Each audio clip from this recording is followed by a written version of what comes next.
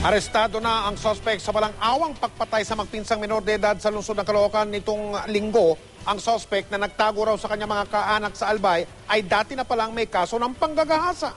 Si Micaela Papa, naka-alerto 24. Madaling araw ng November 25 nang halos pagsakluban ng langit at lupa ang pamilya Coronado at Lisa nang matagpuan nila ang dugoang mga bangkay ng magpinsan na sina Joanna May Coronado, 10 taong gulang, at Diana Rose Lisa, 15 taong gulang, sa loob mismo ng bahay ng mga Lisa. Ngayong hapon, umusad ang unang hakbang sa pagkamit nila ng hustisya. Nahuli at nadala na sa headquarters ng Caloocan Police ang suspect na si Gilbert Fulyoso na ilang araw na palang nagtatago sa bahay ng kamag-anak sa Pulangi, Albay. Hindi ako kontento na hindi kami magkaharap. Sa headquarters, kinuhanan ng mugshot at fingerprint si Fulyoso na ayon sa pulis ay dati nang may kaso ng rape.